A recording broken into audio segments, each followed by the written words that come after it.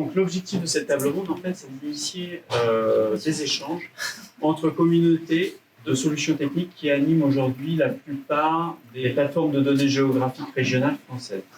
Donc pour ne pas les nommer, Prodige, Georchestra, OneGeo, IDGeo, enfin, voilà, chacun présentera un petit peu sa communauté, son univers tout à l'heure. L'idée de cette table ronde, c'est d'essayer de passer d'un mode où finalement les plateformes de données actuelles sont installées depuis quelques années, principalement à l'initiative de la directive Inspire, ensuite avec une impulsion liée à l'open data. Mais aujourd'hui, elles sont confrontées aussi à de nouveaux enjeux qui ne sont pas simplement juste cataloguer des données, les mettre à disposition en téléchargement ou via des applications de, comment on appelle ça, co-visualisation pour la directive. Voilà. Elles sont confrontées à de nouveaux enjeux et avec un cadre finalement qui est moins clair, moins clairement tracé qu'avec la directive européenne Inspire. Donc il nous a semblé, au niveau de la FIGEO, avec Ecolab, que c'était le moment d'essayer de faire converser justement ces différentes communautés pour essayer de travailler à quelque chose de commun sur des nouveaux enjeux en garantissant une certaine forme d'interopérabilité comme celle qu'on a pu obtenir finalement avec les standards qui étaient jusque-là promus par l'OGC tels que WMS, WFS, CSW. Donc pour cela, on a décidé de... Alors, c'est un parti pris, un biais qu'on peut nous reprocher, mais on a décidé déjà de mettre autour de la table 3 communautés de logiciels libres particulières. Donc évidemment, on a une absence de représentants de communautés, peut-être de solutions propriétaires, mais bon, on l'assume pour une première tentative.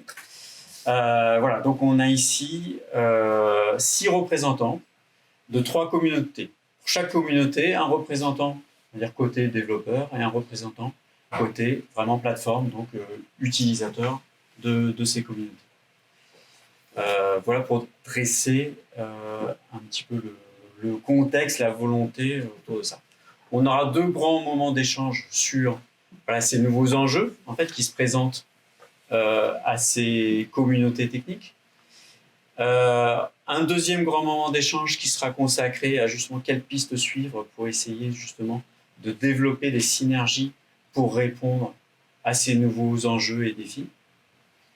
Mais avant cela, on va essayer déjà de faire un tour de table de tout le monde pour que vous ayez un petit peu une bonne compréhension de qui fait quoi, pourquoi, dans quel contexte. Donc, je vous passe le micro virtuel, hein, donc vous parlerez. Tu l'as, il marche ou c'est juste un bâton de parole là donc, on va... Non, mais ça, c'est. Prêtez pas attention à cette présentation. Mais déjà, le premier temps. Donc, chacun présente. Tu l'as éteint ? Donc, chacun, présentez-vous en 30 secondes, en fait. Voilà, puis ensuite, on passera à une présentation des solutions en elles-mêmes. Moi, je suis Anne Sago et je suis responsable de la plateforme régionale Nouvelle-Aquitaine qui s'appelle Pigma. Moi, je suis Laurent Maire. Donc aujourd'hui, j'ai ma casquette NeoGeo. Donc je fais partie du groupe Geofit. NeoGeo est la filiale numérique de Geofit. Donc aujourd'hui, on porte effectivement le produit OneGeo qui est utilisé par Pigma. Voilà, pour ça qu'on vient. Vincent ? Moi, je suis Vincent Fabry, je suis administrateur de la plateforme Géo de France en région Hauts-de-France. Florent Gravin, je suis là pour remplacer mon collègue François qui est un membre historique de la communauté Georchestra. Et du coup, travaillant aussi beaucoup avec cette communauté, je vais parler en son nom. Voilà, pour préciser, donc Géo de France utilise Georchestra. Enfin voilà, vous êtes mis côte à côte, visiblement, vous n'avez pas envie de vous mélanger. Mais... On a essayé. Benoît ? Et Benoît Fontaine, donc Société Alcante. Moi, je m'occupe des développements autour de la solution Prodige depuis quelques années maintenant. Stéphanie. Donc Stéphanie Dautel, moi je suis chef de projet Atlas Santé. qui est un système d'information géographique dédié aux agents des agences régionales de santé et du ministère de la Santé. Et je suis au ministère de la Santé. Et je suis à ta santé et sous prodige. Et c'est ça. Voilà, donc vous l'avez compris. Les 3 solutions sont présentées là. Est-ce que... Alors, on avait prévu de... On avait prévu un petit tour des solutions, en fait, au niveau technique. Donc là, on pensait que c'était plus les sociétés qui sont parties prenantes dans le développement qui présentent. Non, bon, il y en a qui ne sont pas d'accord. Parce qu'après, on avait un tour aussi des communautés. Et là, on avait pensé plutôt... On nous a mélangé. Vous avez mélangé Eh ben, on va faire ça alors en même temps. Alors, présentation de l'outil en quelques mots ou quelques diapos pour ceux qui ont préparé des diapos. Et puis, dans la foulée, du coup, présentation de la communauté, de la manière dont vos communautés sont organisées ou s'organisent, s'animent. Voilà, donc, puisqu'on a la présentation, on va suivre le même ordre que tout à l'heure. Donc, Laurent et Anne, si vous voulez. Il y a un petit diapo, il y a un petit diaporama. Ou si tu veux que je tourne les diapos, ils vont rester là. Oui, alors... Moi, je peux le faire. Oui. Bon, allez.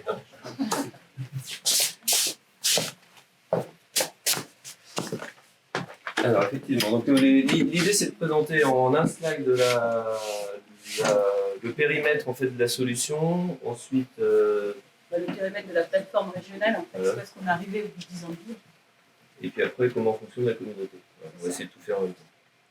Donc, vraiment en un slide, pour définir le périmètre de la solution. Donc, le but, c'était effectivement de construire un socle applicatif assez complet, finalement, assez large, interopérable, avec à côté des applications métiers ou des flux métiers. Donc, la pyramide qu'on voit représente bien effectivement la solution. On a un socle commun qui est finalement l'entrepôt de données, alors je reprécise, qui ne s'appuie pas sur GeoNetwork. Du coup, on avait fait effectivement un petit peu le même constat en termes d'ergonomie, en termes de la partie UX.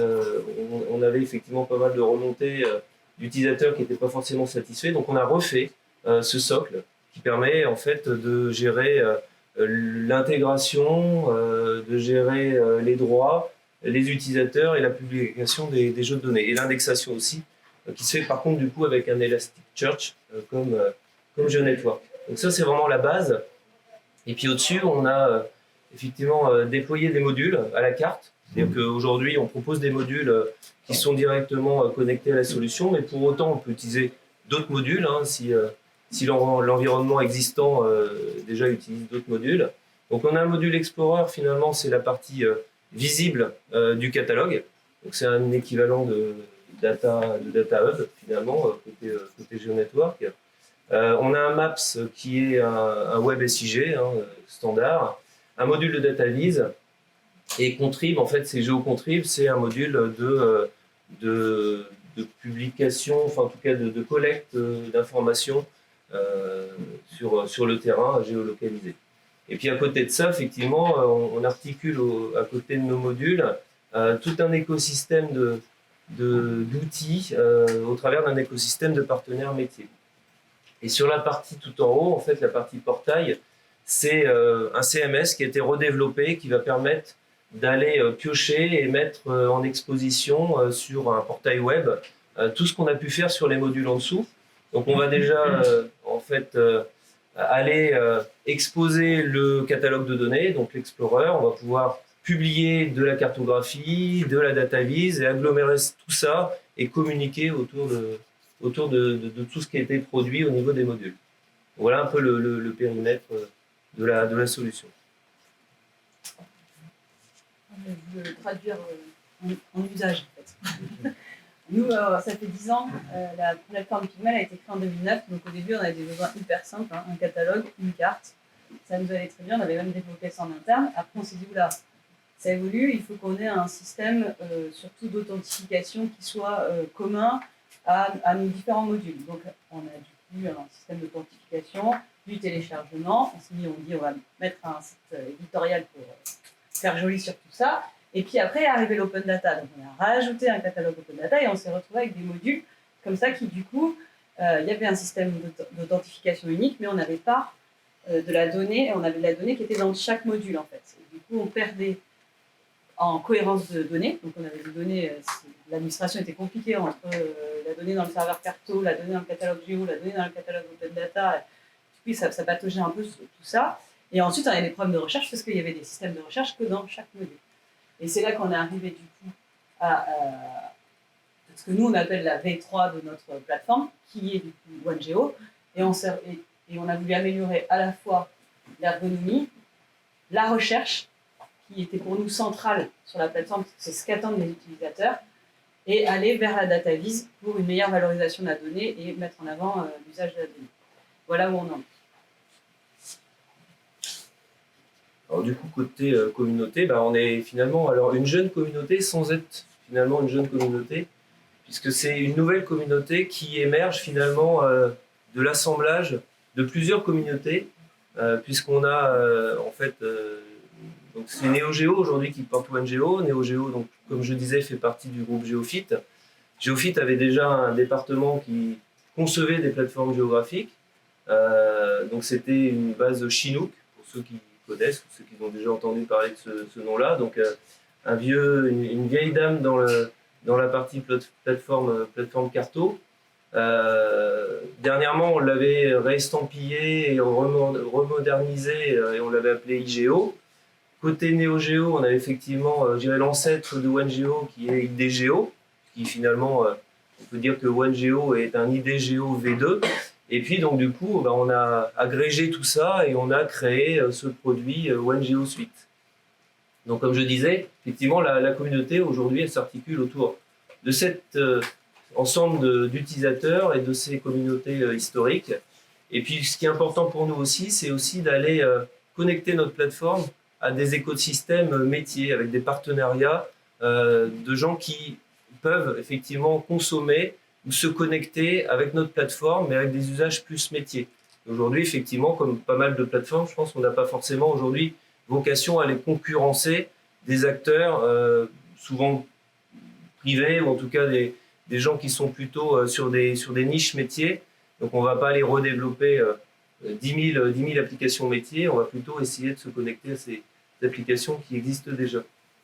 Et après, on a construit notre communauté, je dirais assez classiquement, sur des standards de mutualisation, d'ouverture, de co-construction, sur un outil qui est 100% open source, et donc voilà, qui est ouvert à la fois à la communauté et aussi au développement, et éventuellement, ce sera peut-être la discussion après, peut-être de partage aussi de modules ou de développement entre les différentes plateformes.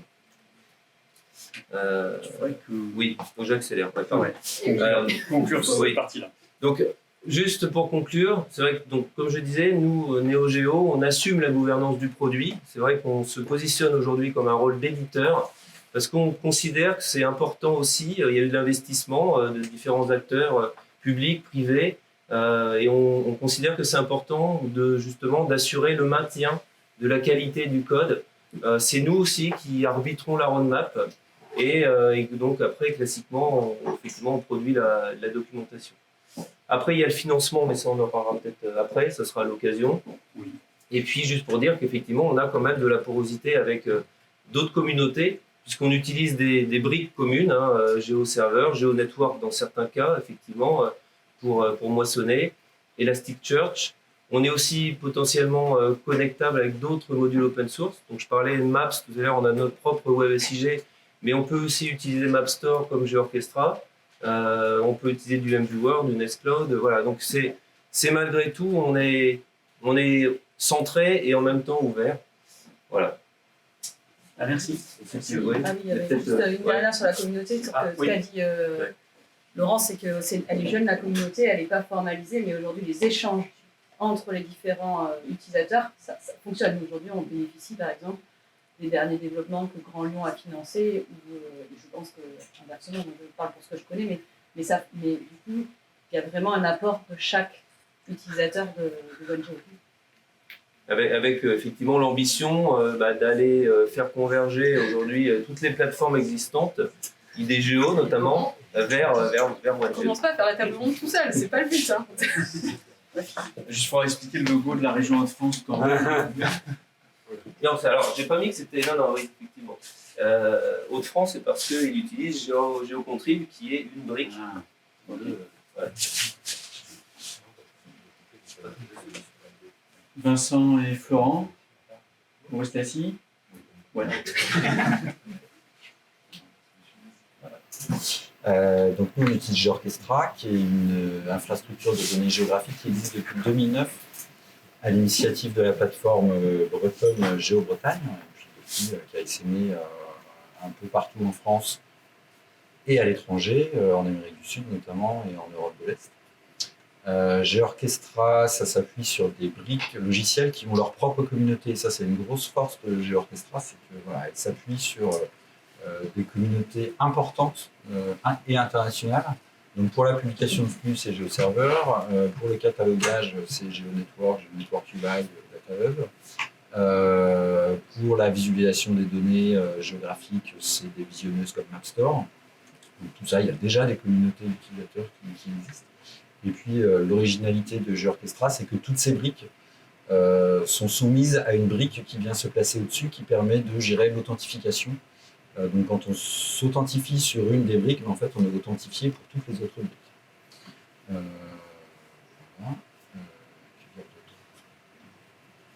Voilà. Du coup, en termes de communauté, donc, dès 2009, dès la création du projet, il y a un PSC qui s'est formé, donc un comité de pilotage, qui a été constitué d'utilisateurs, d'administrateurs de plateformes et de développeurs. Assez vite, la communauté a pris, de par le déploiement de GeoOrchestra dans différentes régions en France, la région Picardie, l'Alsace, la région Aquitaine, la région Bretagne. Et donc la communauté a assez vite grandi et de façon assez hétérogène. Donc on se retrouve avec des régions, des départements, des agglomérations, des villes, de la recherche, des instituts privés. Donc on a une bonne communauté. Des États étrangers. Des pays, oui tout à fait, des pays comme la Bolivie, des régions en Slovaquie. Enfin, c'est une plateforme un peu française mais internationale quand même. Notre façon de nous retrouver au sein de la communauté, c'est le GeoCom. C'est un événement qui a lieu tous les ans. Et il y avait une 70 personnes, même peut-être un peu plus cette année. Donc c'est des utilisateurs, des développeurs, des contributeurs, des administrateurs, et puis tous ceux qui interagissent avec les données géographiques ou non géographiques. Donc c'est 3 jours pour les infrastructures de données, qu'elles soient géographiques ou non, open source ou non. Même si bien sûr GeoOrchestra est une solution libre, plutôt orientée géographique. Du coup, voilà. Ensuite, cette année, on a fait un code sprint. Donc, il y a un peu une synergie, une passion entre les membres de la communauté pour faire avancer des tâches qui peuvent être un petit peu latentes ou des choses comme ça. Donc, la communauté a vraiment à cœur de faire évoluer le projet. Donc, on se réunit plusieurs fois par an, en réalité.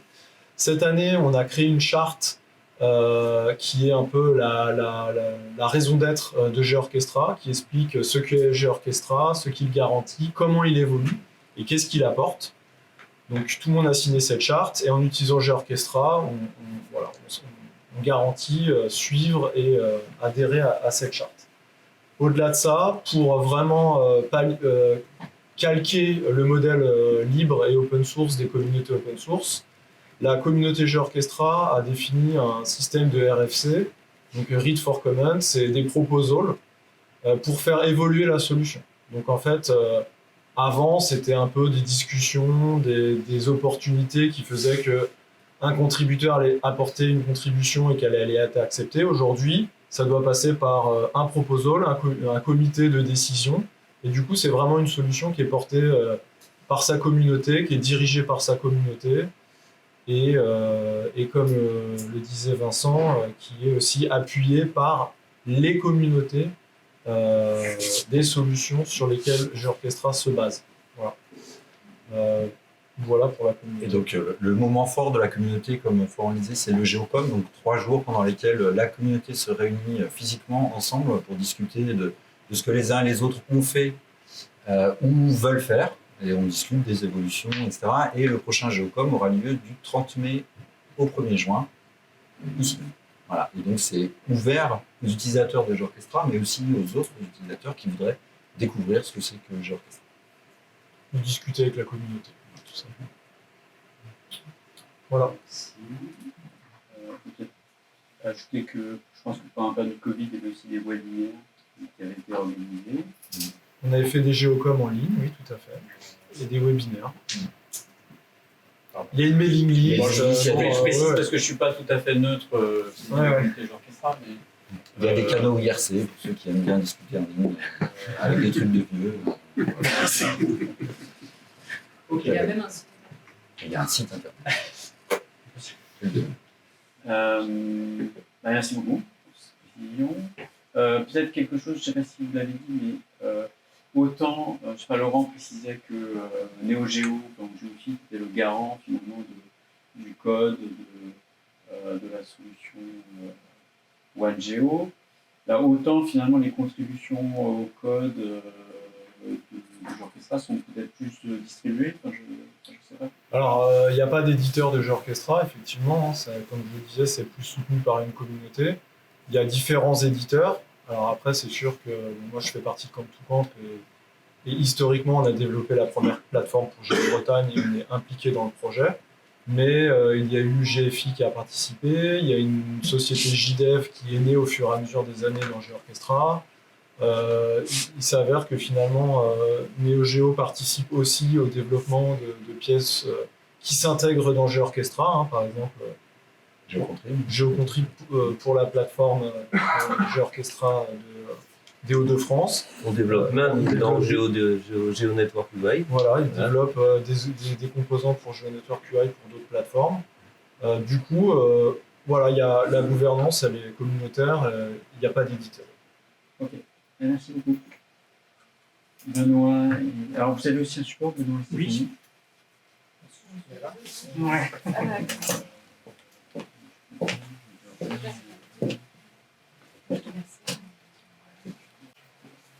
Alors moi, je vais plutôt parler de la partie Prodige en tant que solution, et puis Stéphanie complétera sur les aspects plutôt communauté. Alors Prodige aujourd'hui, c'est une IDG, je dirais comme GeoOrchestra, comme OneGeo, avec peut-être le plus gros historique, c'est 15 ans de développement quasiment continu. C'est aujourd'hui 18 plateformes avec des acteurs assez différents finalement, entre des plateformes régionales qui étaient ceux qui portaient sans doute la solution au départ, mais également aujourd'hui plutôt des plateformes nationales comme Atlas Santé, comme le Cerema Data également.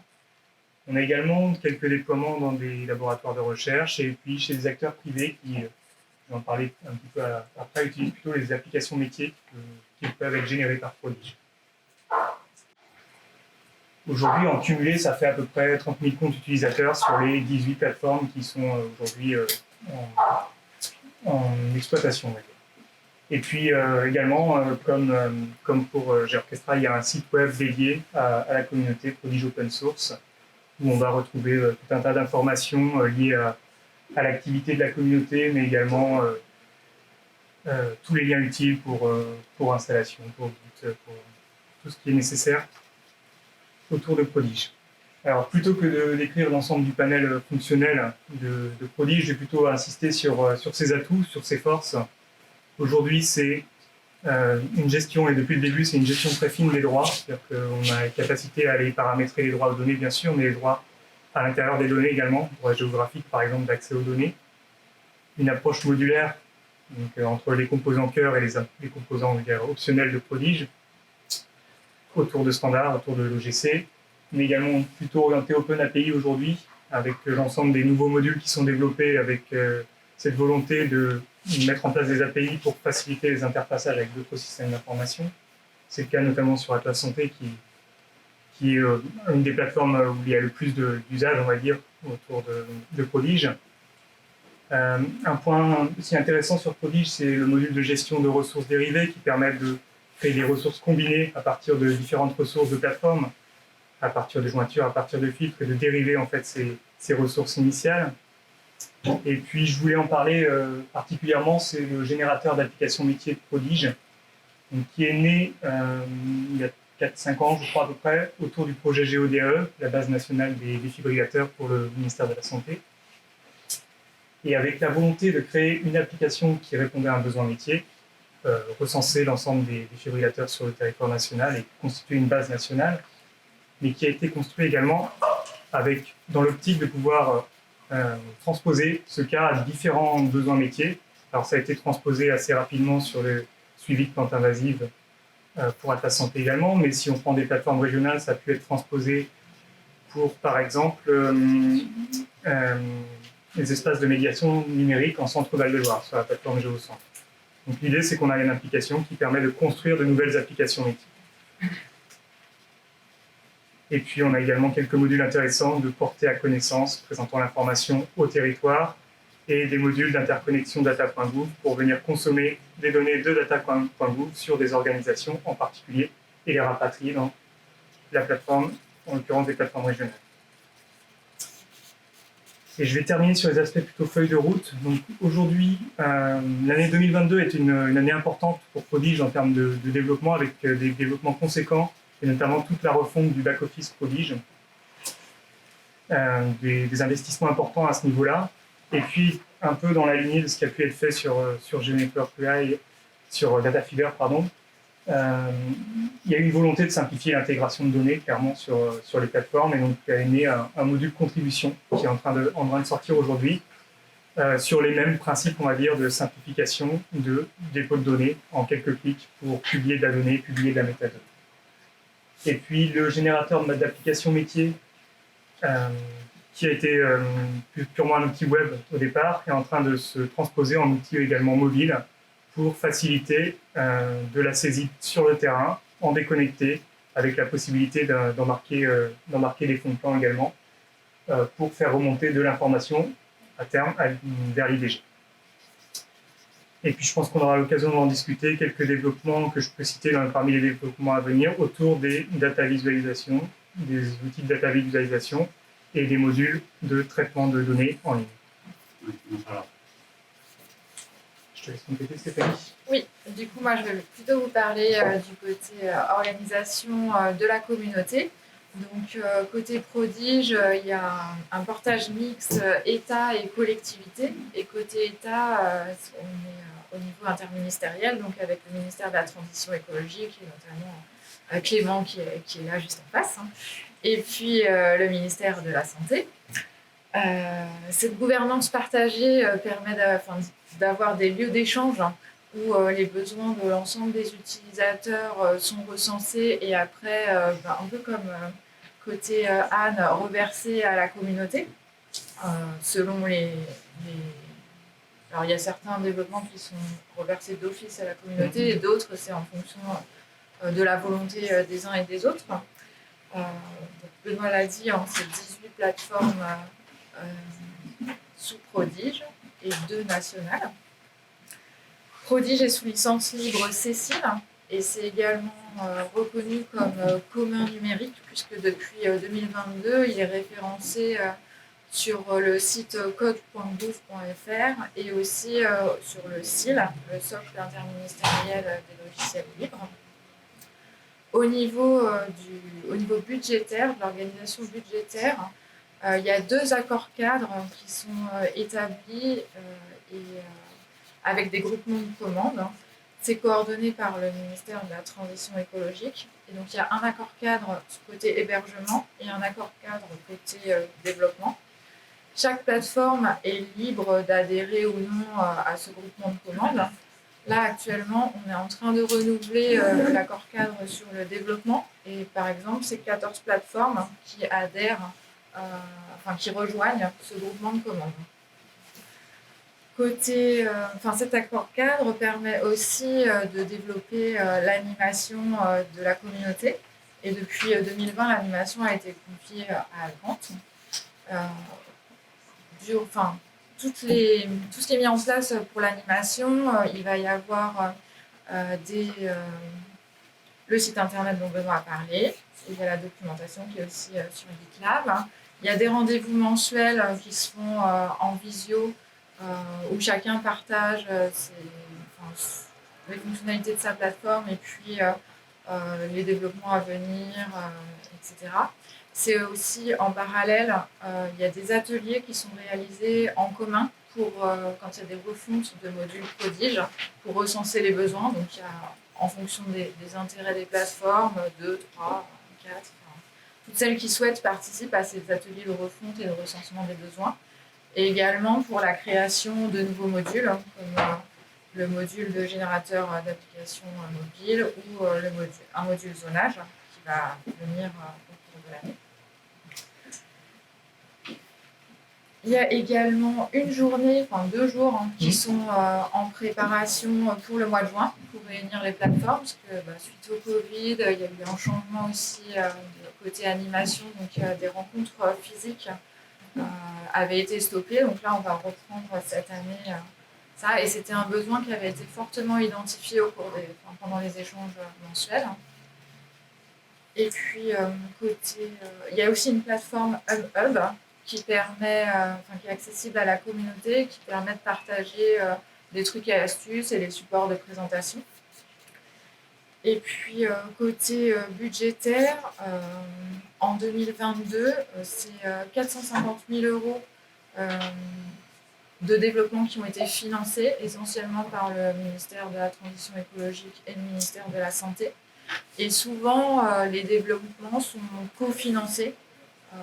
C'était le cas sur le module ou la refonte du visualiseur cartographique qui a été financé par le BRGM et le ministère de la Santé.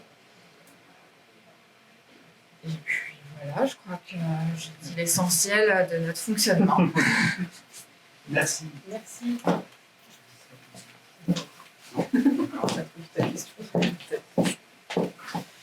Ok, merci à vous pour cette présentation. Bon, on est un petit peu en retard du coup, d'une dizaine de minutes. Enfin, je dis pas ça pour vous, Benoît, c'est globalement. Bon, voilà. Donc, grosso modo, on a des plateformes des solutions techniques en tout cas qui adressent le même genre de fonctionnalité, le même genre de composants logiciels, pas exactement, c'est pas forcément exactement organisé de la même manière. Les communautés n'ont pas la même gouvernance, effectivement. Bon, voilà, donc ça vous donne un tableau un petit peu de toutes d'un certain nombre de différences. Ceci dit, d'abord, le premier échange, le premier moment d'échange important qu'on voulait initier, c'était autour des nouveaux défis qui s'adressent à vous.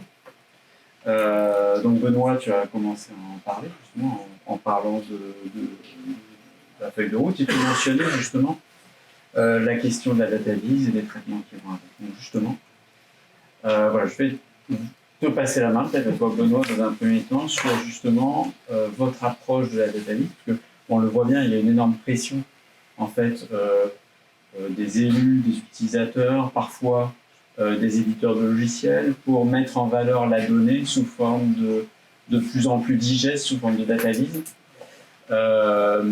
C'est un domaine dont au niveau de la géomatique, dont on n'est pas familier à la base, mis à part que la cartouche, c'est quand même une forme de data vise. Mais à part ça, on n'était pas familier à ça, on n'avait pas d'outils sous la main pour faire cela. Donc, quelle était votre approche à vous, au niveau de la communauté Prodige, finalement, pour adresser ce sujet-là? Alors, je dirais qu'en fait, on a eu 2 expériences sur le sujet DataVis. On en a eu une première dans le cadre d'une expérimentation d'une plateforme Prodige sur laquelle on nous a dit super, la partie cartographie, catalogage, tout ça, mais il nous manque les briques DataVis. Donc, on s'est dit peut-être qu'on va pouvoir adosser une brique existante, un produit open source, qu'on va pouvoir intégrer et joindre avec cet ensemble de briques logicielles. En l'occurrence, c'était à l'époque une expérimentation qui avait été faite avec la suite Elastic et Kibana, comme outil de DataVis. Et finalement, le ressenti de ceux qui administraient les données n'était pas forcément hyper positif sur le fait d'ajouter une nouvelle brique et de complexifier encore l'administration des données et de la création de représentations avec des outils tout faits. Ça, c'est la première expérimentation qu'on a eue. Et une deuxième qui est plus venue d'un besoin, d'un cas d'usage, dans le cadre d'une autre plateforme qui est expérimentale également, dans le cadre d'un projet SCO, Space Climate Observatory, qui s'appelle Chauvet-Chouva. Alors, c'est sur le territoire du Mato Grosso, c'est sur un autre territoire, mais l'idée était de créer des indicateurs de suivi du changement climatique liés à la cartographie, donc liés à une emprise géographique qu'on dessine sur une carte. Et en fait, on a plutôt une tendance à aller vouloir répondre à un besoin en partant de l'énonciation de ce besoin avec des briques de data vise qu'on va aller construire sur mesure. Donc, dans le cadre de cette expérimentation, on a utilisé Chart.js, donc une brique beaucoup plus light en termes d'outils, on va dire, mais qui nous donne une possibilité de répondre directement aux besoins. Alors là, en l'occurrence, tout à l'heure, j'ai parlé de traitement et de data vise parce qu'on sépare bien les deux choses. Le côté calcul d'indicateurs, ce qu'on appelle le traitement, lui va être plutôt une opération API qui va être réalisée avec des outils back-office, et puis la partie data vise n'est là que pour faire la représentation. Et là, en l'occurrence, on va aller plugger plutôt des outils data vise autour d'un besoin. Et dans l'idée de cette expérimentation, c'était, surtout de la suite de cette expérimentation, c'est de pouvoir transposer ça avec un outil qui serait avec son back-office pour pouvoir paramétrer des data vise, mais de manière plutôt simple. En tout cas, c'est le ressenti qu'on a eu vis-à-vis de la communauté, c'est qu'on n'a pas forcément besoin de grosses usines à gaz pour pouvoir mettre des briques data vise dans nos plateformes. Et en séparant bien finalement la question de la production d'indicateurs à partir de données existantes dans la plateforme, de la partie finalement rendue graphique dans la partie client. Oui, tout à fait. Donc, sur la partie production d'indicateurs, on est plutôt sur une démarche standardisée avec notamment les standards OGC API Process pour tout ce qui est process de traitement et interopérabilité aussi, être capable de les attaquer depuis d'autres outils, d'autres plateformes. Et sur le moteur de calcul, on est parti sur des solutions techniques R, plutôt parce que voilà, c'était aussi un commun qui est assez répandu pour les plateformes qui utilisent Prodigy aujourd'hui. Et donc avec la volonté de donner la main à terme à ceux qui ont la connaissance de produire ces indicateurs, de produire ces scripts, qui ont la connaissance technique et scientifique pour créer ces indicateurs. Donc, donc trois briques logicielles différentes, spécialisées finalement, R pour du calcul scientifique, Chart.js pour la présentation sur des pages web typiquement, et puis une API de l'OGC pour pouvoir réexploiter finalement ces calculs d'indicateurs par d'autres outils, d'autres plateformes. Ok. Alors côté, côté GeoOrchestra, aujourd'hui j'ai pas connaissance de composants de modules dédiés à la data vise intégrés actuellement dans GeoOrchestra, mais il me semble quand même qu'il y a des expérimentations, des réflexions qui sont en cours. Je sais que François, qui n'est pas actuellement en place, Florent avait évoqué au téléphone du Metabase et du Superset, en fait, dans des contextes différents. Et je sais qu'à la région Hauts-de-France, alors c'est pas intégré à la plateforme Hauts-de-France, mais je sais qu'à la région Hauts-de-France, il y a un Superset qui a été déployé en interne pour justement préparer les données, en quelque sorte, à la production j'imagine, de tableaux de bord, ce genre de choses. Est-ce que tous les deux, vous pouvez un peu élaborer là-dessus? Alors déjà, peut-être évoquer peut-être ce que c'est que Metabase et Superset pour ceux qui savent, parce que je pense que pour la plupart des gens, ça parle peut-être pas. Donc en fait, Metabase et Superset, ce sont des solutions de dashboard, presque no-code de database, qui permettent de se plugger donc, via des connecteurs à des sources de données. Ça peut être une base de données, ça peut être un flux WFS ou autre, des données fichiers. Et puis à partir de ces données, on peut paramétrer des représentations graphiques, des graphiques, des bar charts, des choses comme ça, des camemberts. Et puis on peut souvent préciser un peu, filtrer les données. Souvent il y a une espèce de syntaxe un peu comme du SQL qui nous permet de croiser des données, filtrer des données, faire des indicateurs sur carte, faire des indicateurs tableau, faire des indicateurs graphiques. Donc c'est deux solutions concurrentes, grosso modo. Superset, c'est sous la licence Apache Fondation. Et Metabase, c'est une licence plus propriétaire, je crois, qui a une version open source. Et il y a une version entreprise. Voilà, donc à titre expérimental, on veut explorer l'intégration d'une solution de database telle que ça dans une plateforme GeoOrchestra. Après, effectivement, ça peut se plugger sur n'importe quelle source de données. Et puis, diffuser les dashboards et les indicateurs.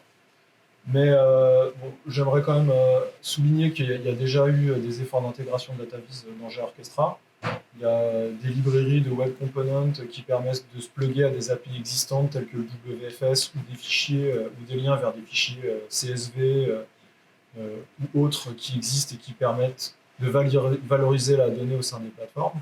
Puis il y a le projet MViewer quand même aussi, qui est un projet qui est né de la communauté GeoOrchestra et qui a vocation à faire parler la donnée, donc via des représentations graphiques de cartes, mais aussi via au clic, des indicateurs, des icônes,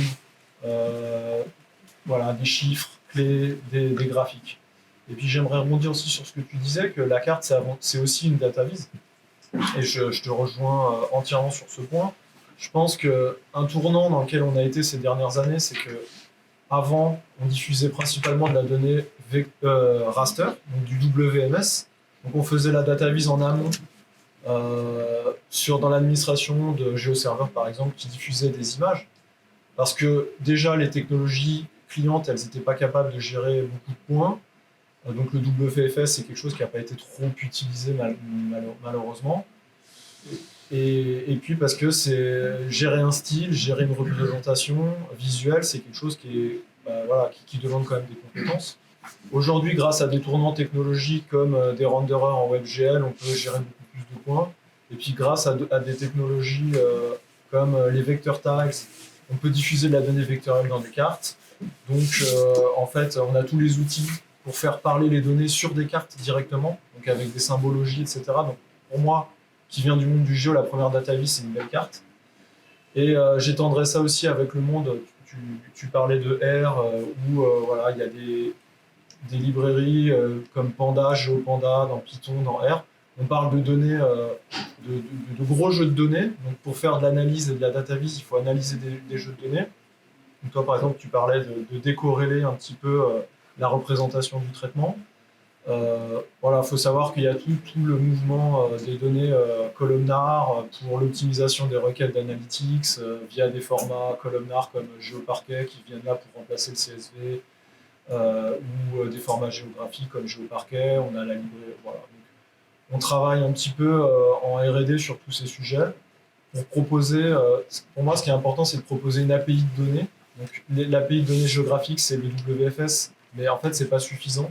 Parce qu'on ne peut pas faire d'analytics, par exemple, on ne peut pas faire des filtres trop élaborés, on ne peut pas venir interroger la donnée telle qu'on voudrait la voir représentée. Donc, nous, on réfléchit aussi à définir une API de données qui permette de répondre à tous les cas d'usage, qui sont de la visualisation cartographique via des heatmaps ou des clusters, de la visualisation des données en tabulaire, avec beaucoup de données, de l'analyse, des agrégations, des jointures. Et pour moi, ça passe par le SQL.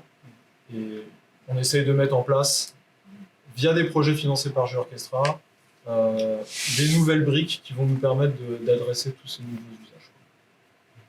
Juste pour compléter très rapidement, ça se concrétise notamment dans l'outil qu'on appelle DataHub. Donc, Florent en a parlé tout à l'heure, c'est la traduction graphique de GeoNetwork UI, donc c'est le catalogue tel qu'il est aujourd'hui sur la plateforme Géo de France. Donc un GeoNetwork que l'utilisateur final ne voit pas, parce que c'est moche, on ne veut pas entendre parler. L'utilisateur il voit DataHub, il a une barre de recherche et il fait ses recherches.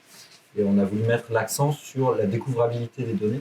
Donc quand on cherche un jeu de données et qu'on explore un jeu de données qu'on a trouvé en faisant notre recherche. On a notamment un aperçu cartographique, si c'est une donnée géographique sur laquelle on est tombé, et puis un aperçu tabulaire. On voit les différents attributs de la donnée. Donc c'est deux moyens de voir vraiment la donnée, à quoi elle ressemble. Et en fait, on va en ajouter une troisième. Alors c'est la métropole européenne de Lille qui finance ça. Et ça, c'est vraiment la force des communautés open source, c'est que quand un acteur finance un nouveau truc, et ben, tout le monde derrière en bénéficie. Et donc là, la MEL, la métropole européenne de Lille, finance un module supplémentaire qui va venir compléter cette découvrabilité des données dans le Data Hub avec des petites data viz qui vont se rajouter. Donc en plus de voir une carte, s'il y en a une, en plus de voir un tableau de données, ben, l'administrateur du jeu de données il pourra ajouter des petits graphiques pour permettre à l'utilisateur de mieux appréhender la donnée qu'il est en train de découvrir. Ok, merci.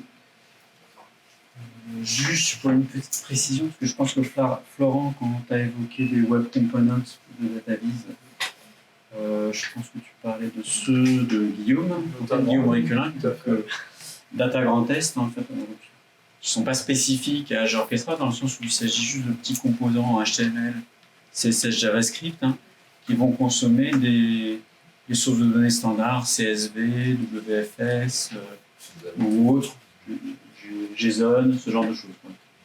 Voilà. Donc c'est complètement déployable sur n'importe quoi en consommant quasiment n'importe quelle source de données proposée par les différentes solutions qui sont représentées ici. Laurent? Côté OneGeo, juste pour préciser, alors effectivement, nous on a aussi dans nos différents composants cartographiques ou la partie effectivement catalogue, on a développé des petits composants de visualisation graphique, des petits graphiques voilà, pour voir des statistiques, etc.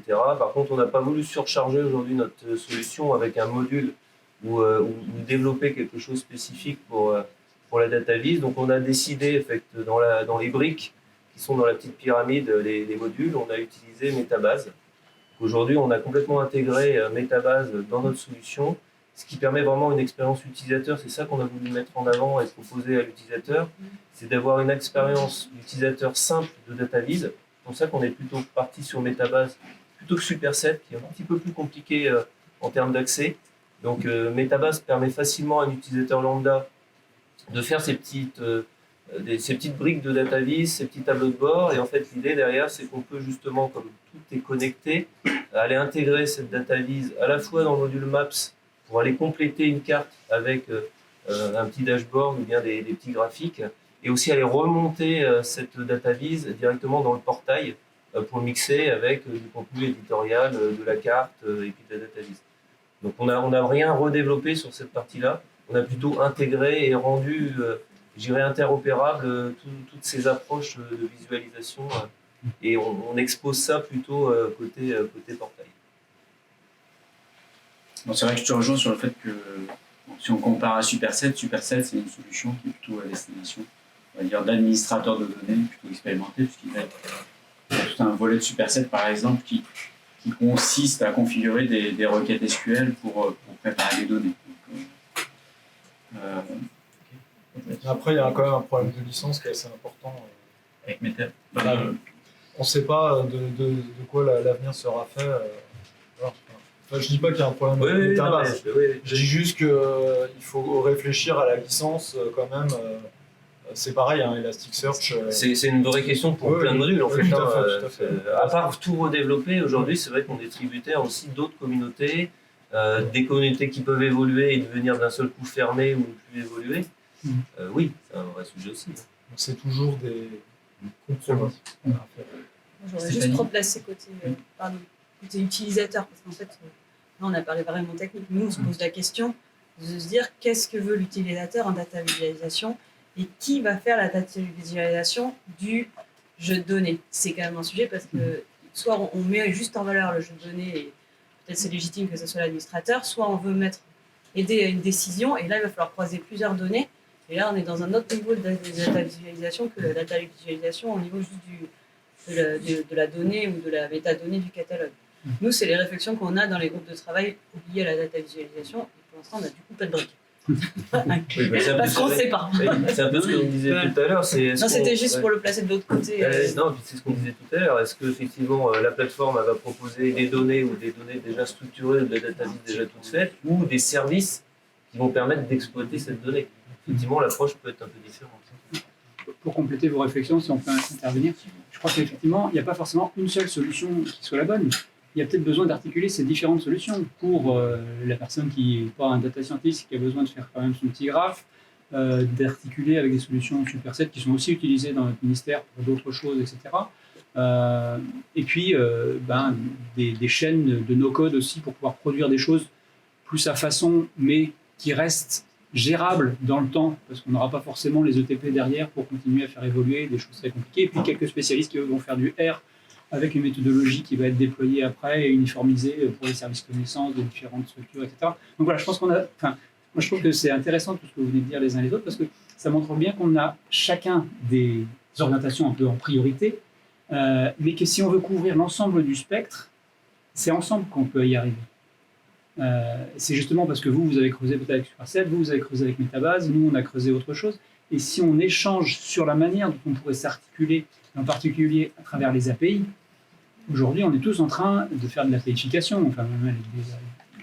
Mais les nouvelles API, si on ne se met pas d'accord sur la manière de les réaliser, même si c'est de l'Open API, même si on va utiliser telle norme, on aura toujours des divergences derrière et on ne va pas être capable de vraiment bien se plugger les uns sur les autres. Mais je pense qu'on a vraiment intérêt à échanger entre communautés pour converger sur la manière dont on va utiliser concrètement tel type d'API, quand on va concrètement greffer tel type de solution. Et de manière à couvrir l'ensemble, chacun avec sa communauté, mais l'ensemble du spectre. Je pense que ce serait très intéressant de faire.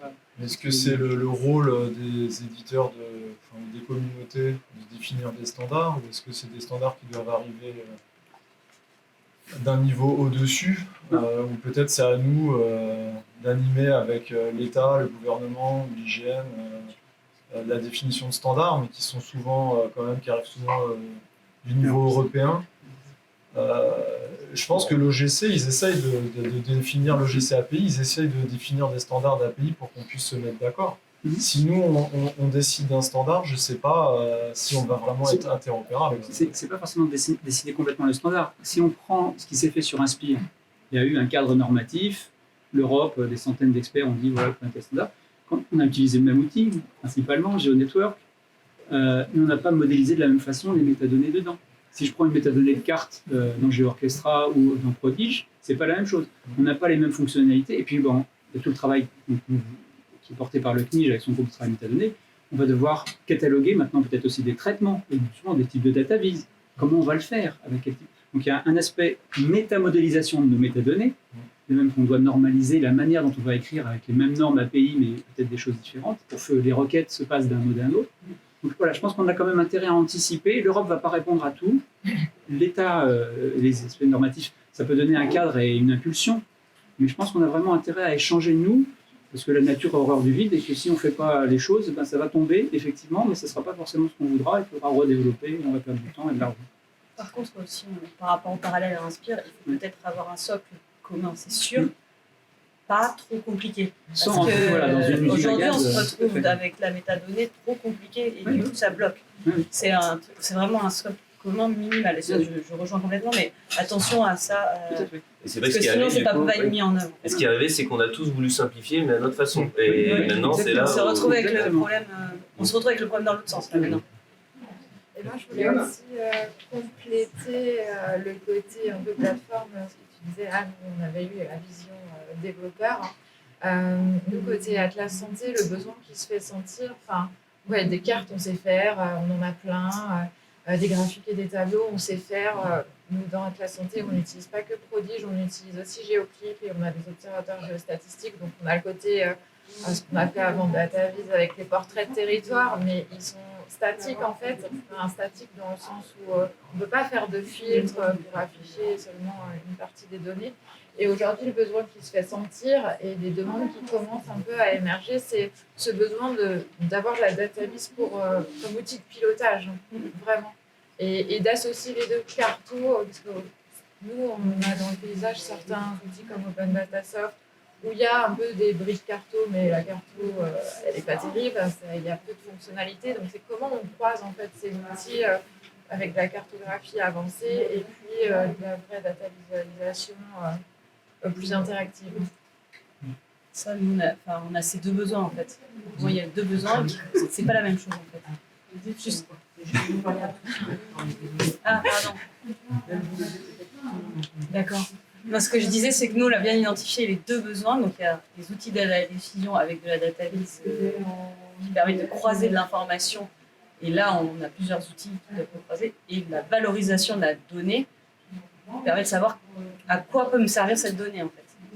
Et là, on n'est pas sur la même chose. Et là, on est sur plutôt des modules intégrés dans la plateforme. Et l'autre, on va être sur des choses que de la data vis, enfin des outils de présentation de l'information en fait.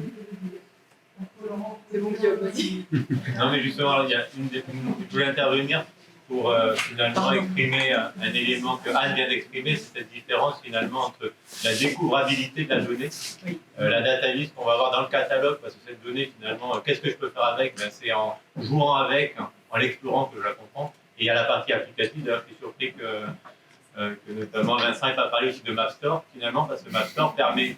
Je sais que c'est pas ton grand amour, mais c'est quand même intégré à GeoOrchestra et ça permet justement de combiner la carte avec certaines représentations graphiques, donc d'avoir une approche déjà DataVis justement en combinant les deux, parce que c'est ça qui est intéressant. C'est pas de faire des graphiques d'un côté et des cartes de l'autre, c'est quand on arrive à mettre ensemble des choses. Pour revenir aussi sur ce que disait Clément, moi je pense qu'il y a une clé autour de cette notion d'APIisation, dans le sens où au-delà de l'API, le protocole de communication, bon je fais du JSON ou du GeoJSON et puis tout va bien, non, parce que je le vois quand je vais sur api.data.gouv ou api.gouv, je ne sais plus l'URL exact, mais en tout cas, on a des API où je fais une recherche par commune, il faut que je mette le nom de la commune, il faut que je mette le code INSEE, et puis mon paramètre, il va s'appeler, si c'est le code INSEE, il va s'appeler code commune, il va s'appeler INSEE, il va s'appeler code INSEE. Et à chaque API, en fait, j'ai des paramètres qui ont des noms différents. Et ça, je trouve ça assez désagréable. Et là, on est plutôt aussi dans la structuration et l'harmonisation finalement des données. Au moins, alors peut-être pas toutes les données, mais je pense qu'il y a un certain nombre de données où il faudrait qu'on puisse les exploiter sans à chaque fois avoir besoin de lire toute la doc de l'API pour se dire « Ah, je fais un filtre par commune, alors comment il s'appelle le paramètre et comment je l'utilise ?» Parce que c'est pas exactement la même chose. Et je pense qu'il y a un enjeu au sein de nos communautés de travailler sur ces sujets pour que justement on facilite la réutilisation. Alors là, l'API, c'est peut-être plutôt pour les développeurs, mais à terme, c'est aussi au bénéfice des personnes qui vont réutiliser la donnée et utiliser nos applications. Si je peux me permettre d'intervenir là-dessus, c'est en fait là tu parles plus des schémas de données que du format de l'API. Parce que si tu filtres le schéma de la donnée, mais les deux sont liés quelque part, je dirais, dans nos communautés. Enfin, moi, je trouve que dans nos communautés à la fois d'administrateurs de données et de réutilisateurs de données, il y a un enjeu. Ce que je disais ce matin sur les données INSEE, je veux réutiliser des données nationales et finalement, c'est pas que je peux pas, mais j'ai des freins à cette réutilisation parce que si la donnée n'est pas structurée, toujours structurée de la même façon, il me semble que l'État-Lab avait poussé à la réalisation de schémas de données sur les données du transport, sur les données, etc. Tout à fait. Enfin, il y a une partie du site qui est intégralement consacrée au schéma.data.gouv. Voilà, tout à fait. Donc, est-ce que c'est pas plutôt aux producteurs de données de se responsabiliser par rapport à ces schémas? C'est sûr qu'il y a un effort de standardisation à faire au niveau des schémas, mais il y a aussi, je pense, l'interopérabilité, elle tient à énormément de facteurs. Elle tient au schéma, elle tient aussi aux API. Elle peut tenir aussi, comme tu le disais, Florent, au format de données, aux formats qui vont permettre, comme Parquet, GeoParquet, qui vont permettre de stocker vraiment de très grands volumes de données tabulaires et de les utiliser en ligne comme si c'était des bases de données locales, finalement, avec le même niveau de performance. Donc il y a tout ça, en fait, qu'il faut prendre en compte dans les évolutions que vous devrez mettre en œuvre, je pense, à terme, pour assurer une bonne interopérabilité en vue d'exploiter des gros volumes de données qui seraient en ligne, stockés dans notre plateforme, pour les croiser, mais aussi pour en produire des databases, ce genre de choses. Alors, quand on parlait d'API, il y avait l'exemple des web components de Guillaume, là, qui exploitent des API plutôt anciennes en général, mais il y a d'autres aussi. Bon, il y a l'exemple des API aussi mis en place par Alcant là, pour les traitements de calcul des indicateurs qui sont réutilisés, les calculs d'indicateurs qui sont développés avec R mais qui sont exposés en externe via des API REST. Bon, en termes d'interopérabilité, je pense aussi pour la data vise à une grammaire en fait qui s'appelle Vega, des définitions Vega-like, donc qui permettent de construire des data vises indépendantes de la source en quelque sorte, en décrivant avec une grammaire à quoi ressemble le graphique et comment utiliser la source pour produire ce graphique. Il y a des tas de choses qui émergent en ce moment dans ce sens-là. Et là, je rejoins tout à fait Clément. Il y a peut-être des objectifs, un cadre, quelque chose à définir de manière globale pour que ce qui est produit sur une plateforme puisse être réexploité, communiqué, avec d'autres outils. Je sais pas. Ça, c'est ma vision des choses. Je crois que Sébastien voulait intervenir. Non. Encore. Pour la data vis, c'est la partie émergée de l'usage. Et derrière, pour moi, il y a deux grands enjeux. Squelette, socle pour la data vis, c'est la qualité de la donnée. Qu'on se mette d'accord sur des indicateurs de base sur la qualité de la donnée, un champ, un identifiant unique, etc. Et finalement, ces deux enjeux, ils sont travaillés dans deux groupes, l'enjeu de 2G technique. Donc le GTK2GO pour la qualité de la donnée. Et il y a un autre enjeu, qui a été évoqué et poussé par certaines personnes dans le GT métadonnées, c'est d'avoir un socle minimal pour décrire la donnée. Un titre, un résumé, une date de modification, une ressource associée qui soit un format valide et exploitable par des solutions. Si déjà se mettre d'accord sur ça, c'est potentiellement avoir des API qui communiquent entre elles. Et dès lors qu'on a des schémas, c'est même au-delà du schéma, des schémas des données elles-mêmes. On a des champs minimaux dans chaque donnée et une qualité minimale à avoir pour retrouver les usages dans les parties émergées. Ok. Ouais. Bon, du coup, on avait déjà une première piste aussi de cadres dans lesquels on peut s'exprimer. Est-ce que vous voyez peut-être quelque chose d'un peu plus grand que ces deux GT? J'ai l'impression qu'il y a déjà une ouverture des communautés. Quand vous disiez au Géocom, voilà, c'est ouvert. Pareil, les journées prodiges, c'est ouvert. Nous aussi, c'est ouvert. Voilà, non, mais il y a, je ne sais pas, au niveau animation, il y a, voilà, il y a, c'est ouvert, mais c'est nous qui décidons. Non, je sais pas qu'on est aussi ouvert. Nous, on est plus jeunes, on est en train de se construire. Oui, mais c'est normal. Je pense qu'il faut qu'on réussisse à commencer à échanger vraiment, à aller voir, tiens, l'autre il est en train de faire un truc sur la data vis qui serait complémentaire avec ce que je fais.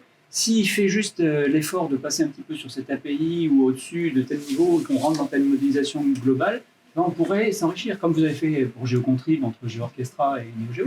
Il y a des démarches comme ça qu'on peut faire, toutes simples, toutes concrètes, sans rentrer dans on attend une norme standard universelle. Oui. Donc, je pense et pour ça, je pense que les maîtres d'ouvrage ont une vraie responsabilité, plus que les éditeurs en fait, ou les développeurs.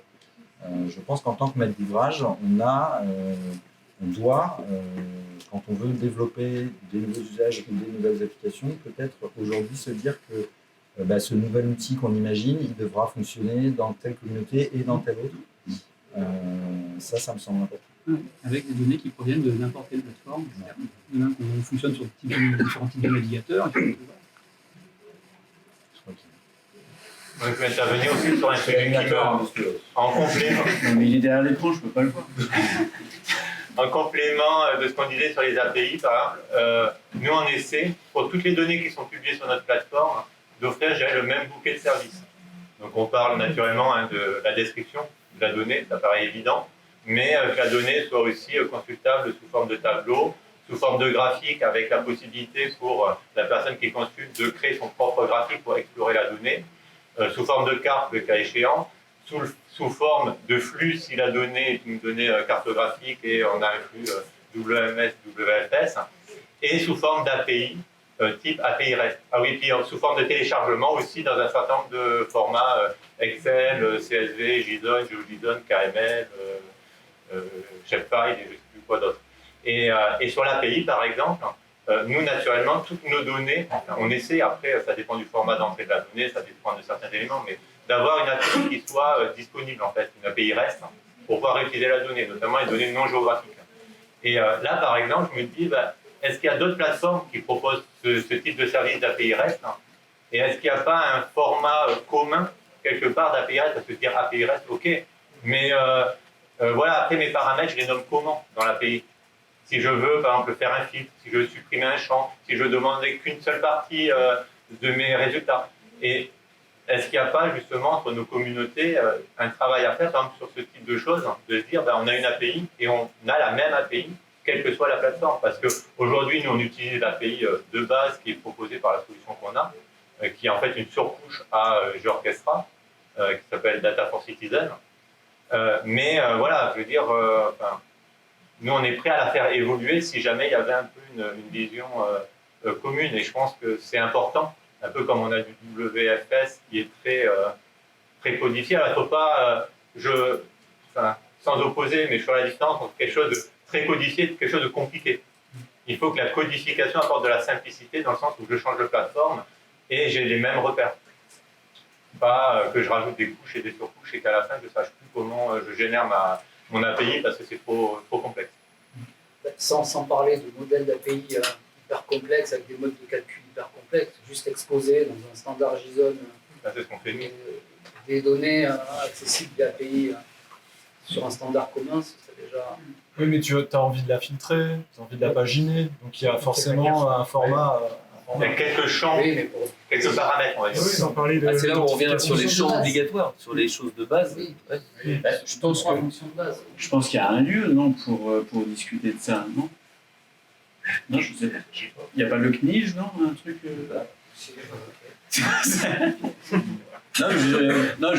sais pas. Je sais pas. Est-ce que ces questions-là ne devraient pas être justement débattues avec les éditeurs ou avec les plateformes dans un lieu commun? Il faudrait qu'on soit invité à le faire. Invité, tu veux dire quoi? Si que les privés soient invités. Oui, mais sauf que les privés aujourd'hui, c'est eux qui développent. Non, mais c'est bon. Non, le prix des CNIJ, c'est ouvert. C'est open bar. Ah, j'ai entendu pas.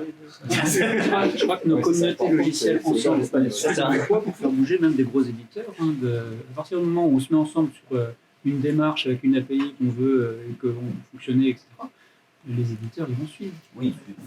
Mais je pense qu'il y a une complémentarité en fait entre les éditeurs et les commanditaires. Comme disait Vincent, en tant que donneur d'ordre, on a aussi une responsabilité.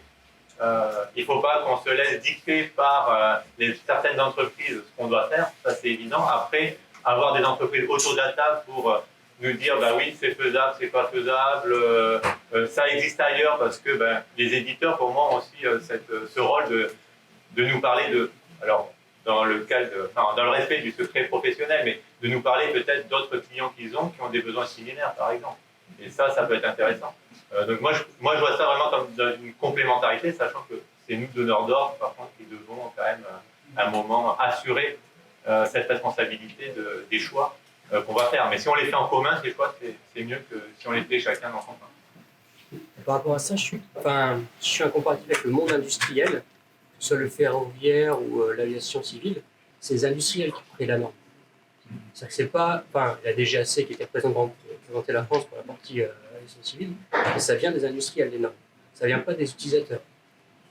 Donc c'est peut-être, si on fait un rapprochement entre le monde industriel, c'est plutôt aux industriels et aux développeurs des logiciels de créer la norme, et c'est pas à l'utilisateur. Ouais, mais c'est à l'utilisateur de définir quel est le besoin. Et l'usage qu'il va faire. L'industriel, s'il veut vendre sa solution, il faut qu'il aille voir le client pour connaître le besoin. Sinon, il ne vendra pas sa solution. Ah, mais c'est ça. Ça, ça a sens. Sauf qu'aujourd'hui, là, autour de la table, on est industriel, mais on est intégrateur de solutions. Et en fait, dans le cadre de marché public, aujourd'hui, on répond à une demande. Donc, effectivement, on essaye de construire un produit pour des questions de mutualisation, des questions d'exploitation de ce qu'on peut faire, sobriété numérique, tout ce qu'on peut imaginer. Mais malgré tout, il y a une réalité économique derrière et il y a un cadre de marché où un donneur d'ordre vient nous chercher, nous fait une demande spécifique. Et je dirais, c'est lui qui décide. Donc après, nous, on essaye d'orienter en disant non, on essaye de faire quelque chose de standard pour que ça réponde à tout le monde. pour autant, nous, côté Géofit, NeoGéo, on a des fois des demandes tellement spécifiques qu'on ne réutilise rien derrière, on Parce qu'il sait n'y a pas pas de norme. spécifique. Parce qu'il n'y a pas de norme.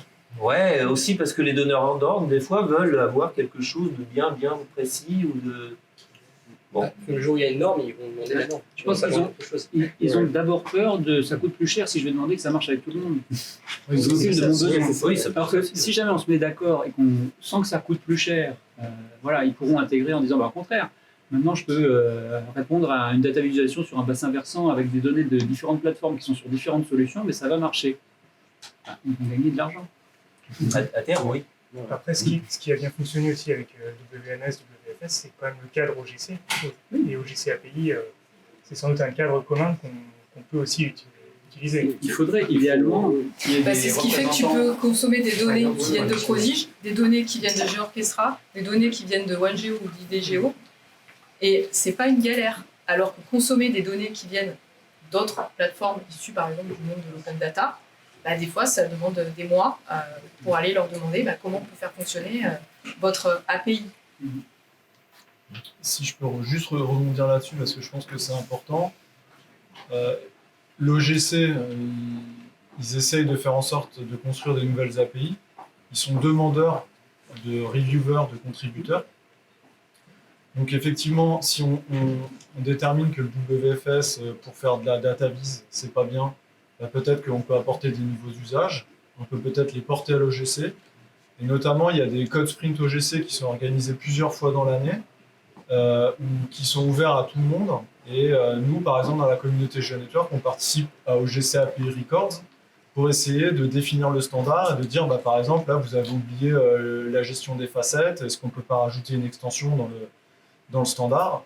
Et juste ce que je voulais dire, c'est qu'il y a un code sprint OGC en avril, du 24, 25, 26 avril, qui a lieu à Lausanne, qui a un code sprint OGC, OSGeo et Apache Foundation, et que tous les contributeurs sont les bienvenus. En tout cas, il y aura la communauté GeoNetwork, il y aura la communauté GeoServer, il y aura la communauté OpenLayers. Donc ça peut être en remote, ça peut être à distance, mais c'est aussi un endroit où je pense qu'on peut parler des manques qu'il y a dans les standards. Ok. Alors, moi, je retiens plusieurs choses de tout ça en termes de coordination. Déjà, je note tout à l'heure l'annonce du retour du forum OGC France, qui peut être aussi une opportunité d'échanger sur ce genre de problématiques. Je note l'implication nécessaire des donneurs d'ordre pour définir plus clairement les besoins ou cadrer plus clairement. En fait, c'est pas plus clairement, mais pour définir en fait des cadres d'usage des outils qui pourraient être plus larges que la simple plateforme du donneur d'ordre.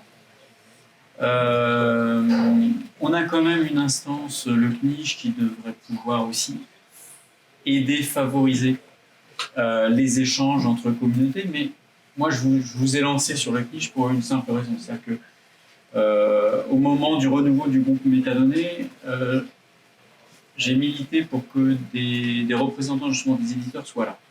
Et il n'y en a eu que 2 ou 1,5, je ne sais pas comment considérer, il n'y a eu que ISOGEO et des représentants de la communauté GeoNetwork.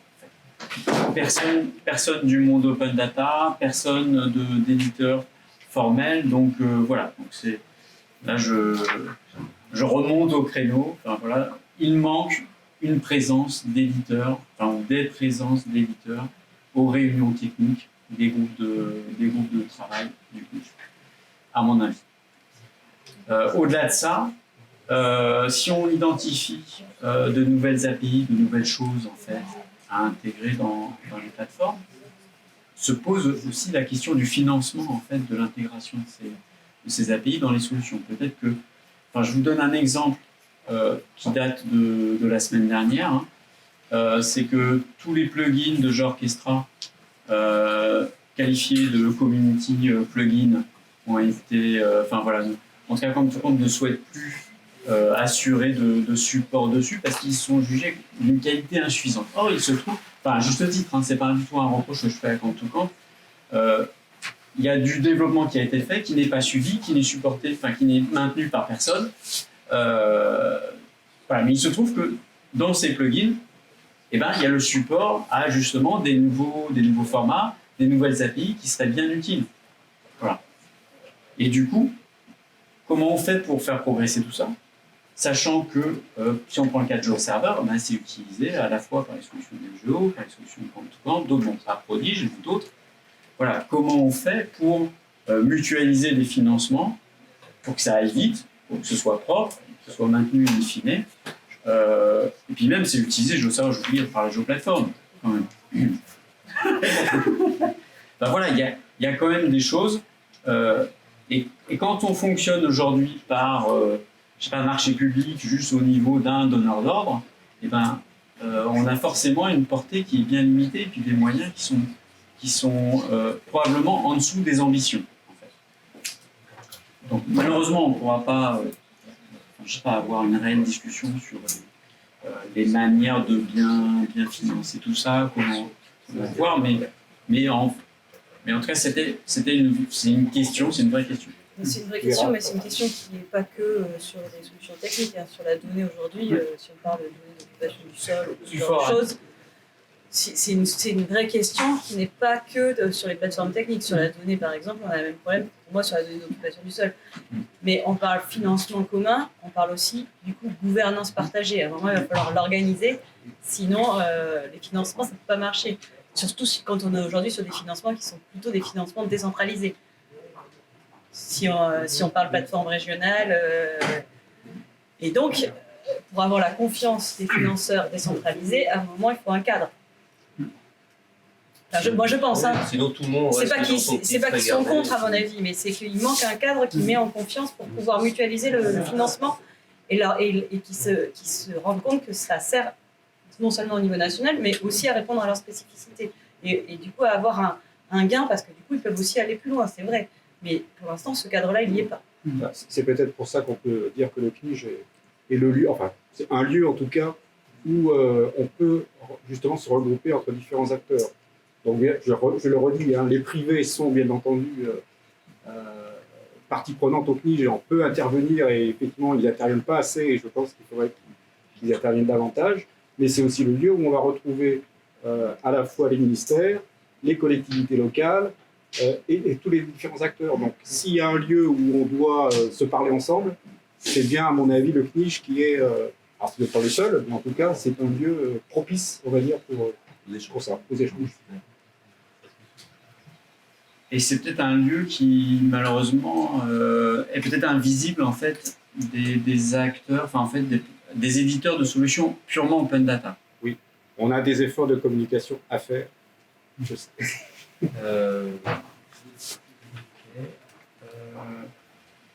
Faut que j'arrête de dire des conneries. Non, je n'entends pas, Élise. Il faut arrêter, mais on est bon là. On avait dit, pour l'instant, il nous reste 5 minutes. Hein. Alors on va. Voilà. Il n'y avait pas de pause. On va. Donc voilà, bon, je ne sais pas si on peut essayer de conclure. Je ne sais pas si chacun, vous avez peut-être un mot de la fin, de votre ressenti par rapport à ça, de la suite. Enfin voilà, mais vraiment, on a 5 minutes. On a 30 secondes chacun. Collectivement, donc si quelqu'un se sent vraiment beaucoup plus intelligent que les autres, qu'il n'hésite pas. Bon, je suis désolé, je ne peux pas m'empêcher de dire des années, mais ben voilà, enfin, je sais pas. Est-ce que on va pas s'ennuyer, je crois, et on a encore des choses à faire pour améliorer nos plateformes et puis la connaissance qu'on a de ce que font les autres. Je pense que ça commence par là. Okay. Moi, je pense qu'effectivement, tout ce qu'on a dit, on voit bien qu'il y a des gros chantiers en termes d'homogénéisation, de mutualisation. Et on n'a pas parlé, on n'a pas eu le temps, mais je pense que l'IA peut apporter peut-être aussi des solutions. En attendant d'avoir des données qui soient toutes standardisées, toutes homogènes, peut-être que demain, un chat GPT de la géomatique pourrait aider quand même à aller structurer, rechercher des données. Donc, c'est peut-être aussi un sujet commun qui pourrait être initié sur un moteur, un méta-moteur de recherche basé sur l'IA. Donc, en tout cas, nous, côté NeoGeo, on y réfléchit. Donc, après, Et je me dis que peut-être que j'aurais dû demander à ChatGPT qui j'aurais dû inviter à la table ronde. J'aurais peut-être eu des surprises. Non, mais effectivement, enfin, il y a plein de sujets techniques émergents sur lesquels je pense qu'une coordination, enfin, en tout cas une réflexion sur la coordination serait la bonne. Enfin, déjà, juste, il y a un sujet assez important, c'est l'homogénéisation entre le monde open data et le monde géo. Il y a un groupe à la CNIL pour ça. Déjà, ce serait bien que ça puisse aboutir à quelque chose. Ça poserait une bonne base pour avancer sur le développement de nos plateformes qui ont vocation à ne plus être que géo. Déjà, je pense qu'après, on pourra peut-être parler d'API, mais ce serait, je sais pas, moi j'aimerais bien déjà avoir ce format. Ce premier succès. Oui. Voilà, on est presque parfait.